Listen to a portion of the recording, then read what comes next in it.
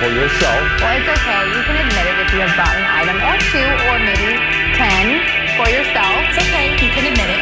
You've bought an item or two or 10 for yourself. It's okay. You can admit it if you bought an item or two or 10 for yourself. It's okay. You can admit it if you bought an item or two or 10 for yourself. Well, if you want to understand the way any society works, as or any other, the first place to look is who's in a position to make the decisions that determine the way the society functions.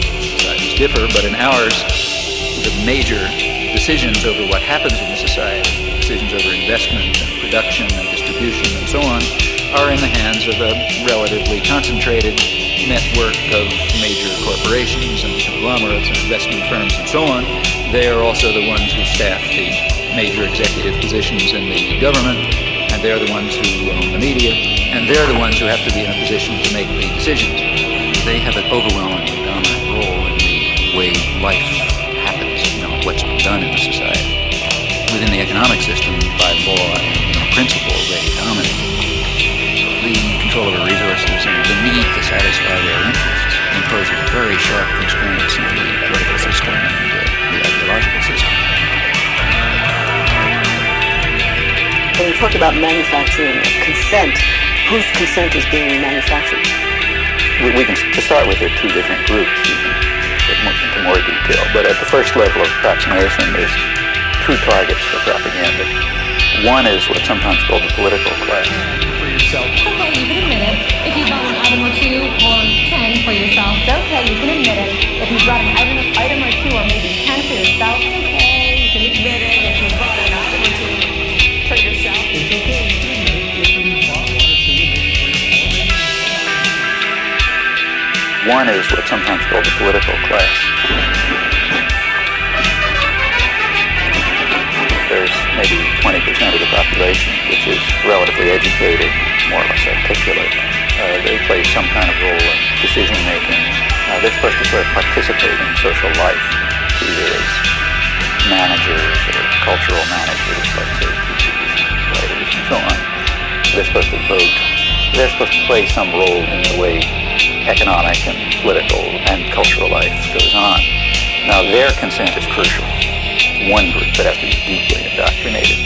Then there's maybe 80% of the population whose main function is to follow orders and not to think, and not to pay attention to anything. And they're the ones who usually pay the cost. Hi, Professor Thompson. You outlined a model with filters that propaganda is sent through as way to the public. Can you briefly outline those? It's basically an institutional analysis of the major media, what we call a propaganda model. We're talking primarily about the national media, those media that sort of set a general agenda that others more or less adhere to the extent that they even pay much attention to national or international affairs. Now, the elite media are sort of the agenda-setting media. That means the New York Times, the Washington Post, the major television channels, and so on. They set the general framework. Local media more or less adapt to their structure. World news.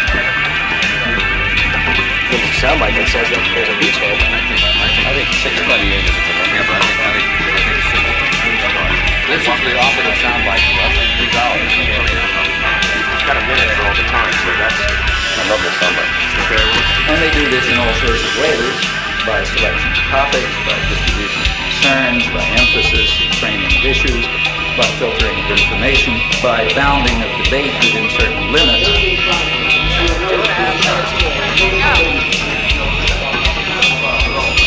seconds.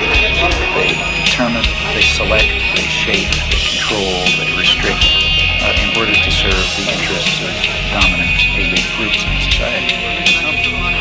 In fact, if the system functions well, it ought to have a liberal bias, or at least appear to, because if it appears to have a liberal bias, that will serve the down thought even more effectively.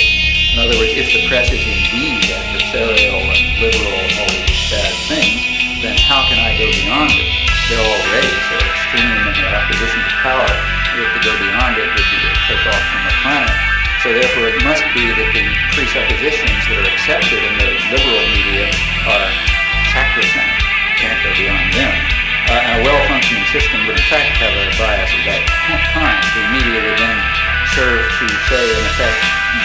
far and no further. We ask, what would you expect of those media on just relatively uncontroversial, guided free market assumptions? And when you look at them, you find a number of major factors entering to determine what the product of one of them, for example, is ownership. Who owns them? The major agenda-setting media, after all, what are they? As institutions in society, what are they? Well, in the first place, they are major corporations, in fact, huge corporations. Furthermore, they're integrated with and sometimes owned by even larger corporations. The president asked the White House press secretary to come out in front of the podium for the first time and utter a falsehood.